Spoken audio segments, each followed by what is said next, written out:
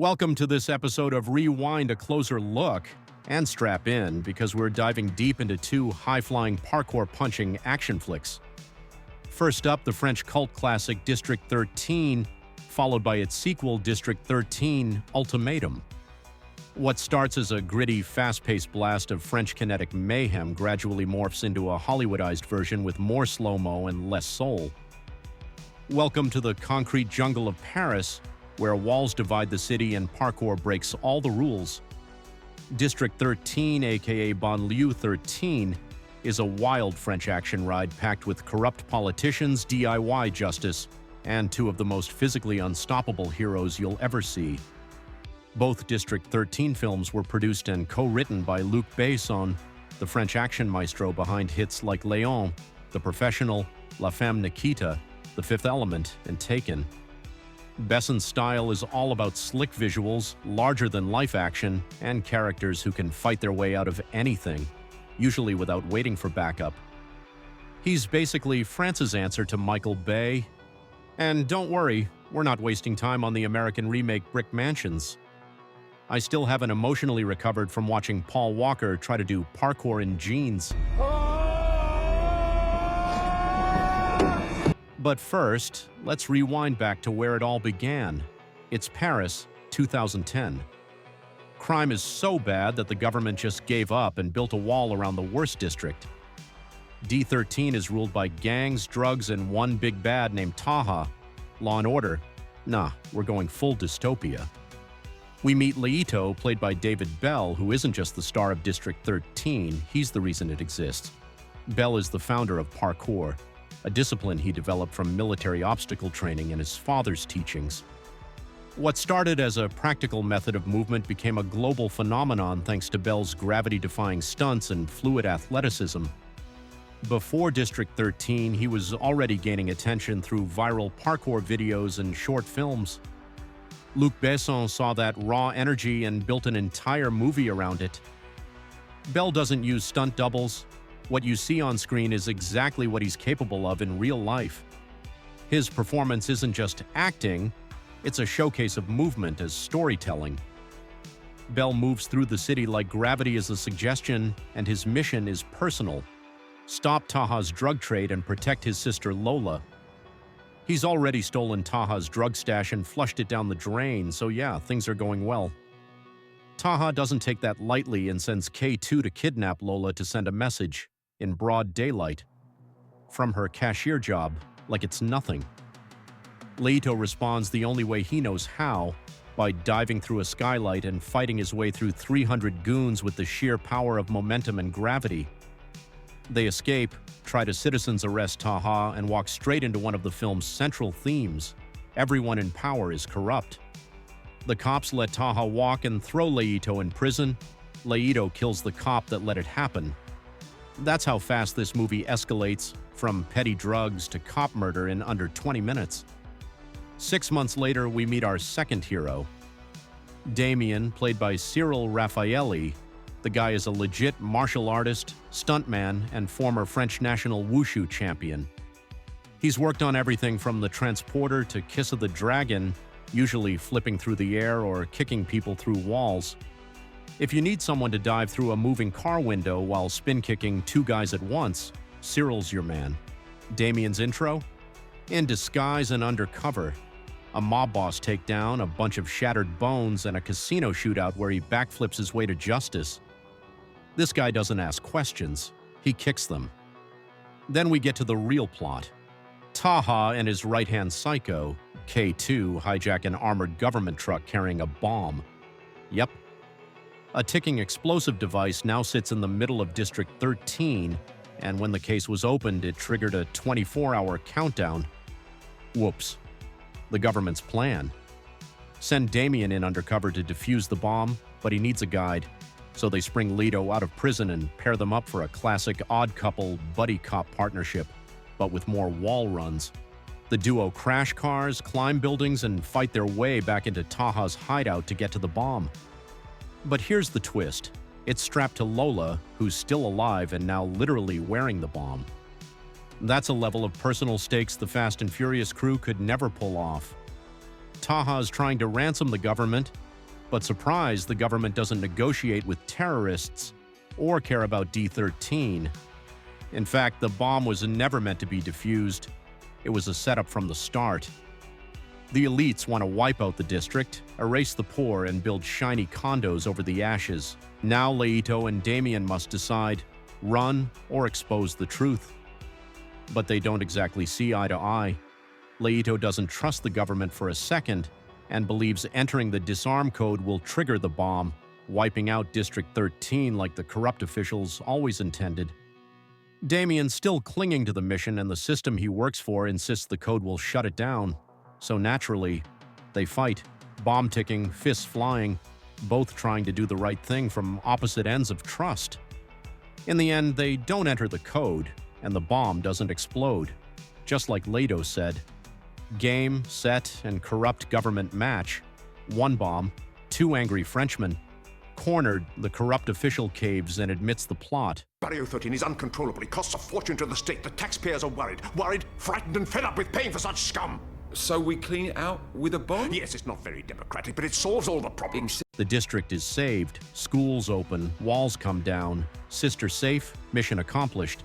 And you better believe the music slaps the entire time. District 13 isn't just an action movie, it's a parkour-powered punch in the face to corruption. With Luc Besson producing, you know you're in for sleek visuals, high-octane pacing, and just the right amount of sci-fi-flavored social commentary.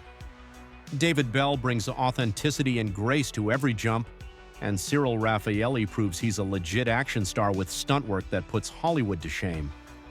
If you like your heroes agile and your villains sweaty, this one's for you.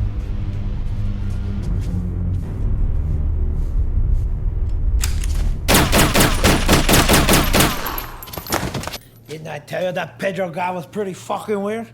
Next up is District 13, Ultimatum, where things get even more explosive and somehow more vertical.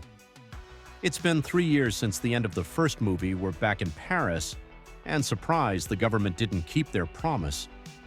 The wall around District 13 is still up, and things have gone full escape from LA. 5 rival gangs took control of the area in the power vacuum after the death of Taha, and the sequel wastes no time launching us into parkour chaos with another rooftop chase.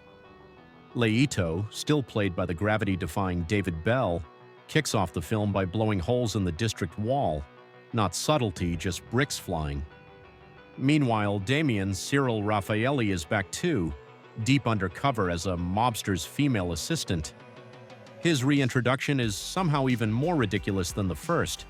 Instead of crashing through a casino, he fights his way out of a nightclub while holding a Van Gogh painting.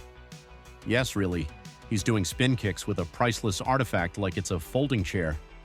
Then about 26 minutes in, the real plot hits. Enter Walter Gassman, the smugly sinister head of France's secret police unit, DISS. His plan? Blow up District 13 and build luxury condos in its place. He's not even subtle about it. This is full-on RoboCop Delta City-level gentrification, but with more French smirking. To push the agenda, Gassman has his goons murder a couple of cops, steal their cruiser, and dump it in District 13 to frame the gangs. Instant chaos. And because Damien is too much of a parkour-powered super cop to be fooled, the DISS plants drugs in his apartment and arrests him. Leito, always one rooftop ahead, gets hold of a video showing the DISS murdering those cops. So now both our heroes are on the run again, Damien trying to break out of custody, and Leito dodging assassins while doing increasingly unnecessary flips. The escape plan. Leito gets himself arrested on purpose just to bust Damien out. What do you want? I'd like a room, please.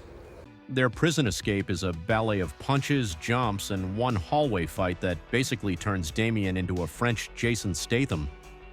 He even jumps out a second-story window onto a parked car, back first, and walks it off like he landed on a memory foam mattress. Somewhere, John McClane is nodding in approval.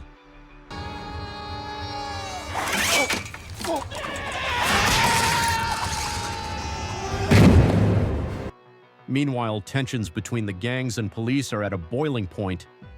Gassman whispering sweet nothings into the president's ear, convinces the government to evacuate civilians and prep missile strikes on the 5 gang-controlled towers, because obviously the solution to poverty is airstrikes. The only shot at survival? Team-up time. The 5 gang leaders, including a badass lady who looks like the villainess from the Mummy reboot, agree to unite.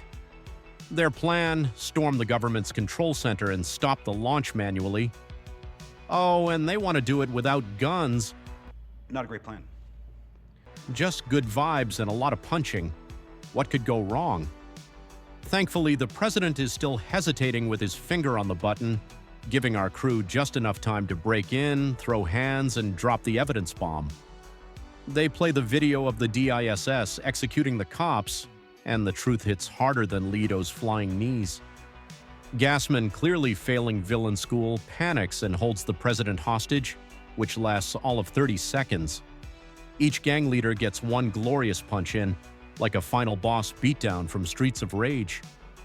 With the conspiracy exposed and the missiles disarmed, the gang leaders negotiate peace and agree to rebuild District 13 themselves, but only after blowing up the old towers in style.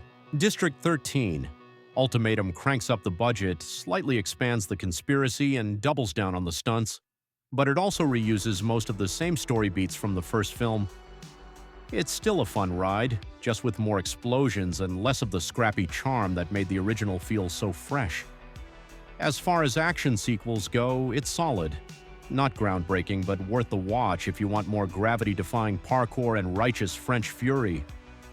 Whether you start with District 13, ride into Ultimatum, or detour through the American remake of Brick Mansions, this franchise proves that sometimes the best way to fight corruption is with flips, fists, and French attitude.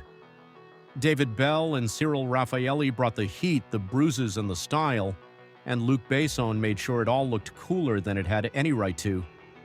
If you enjoyed this deep dive into gravity-defying justice, don't forget to drop a like, leave a comment, and subscribe for more rewind breakdowns, because we're not done until every rooftop has been parkoured.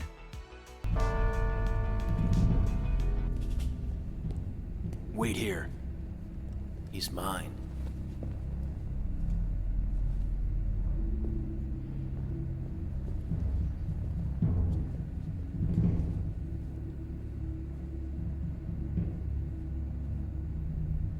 So, how do we play this? Listen, these are the... Ooh.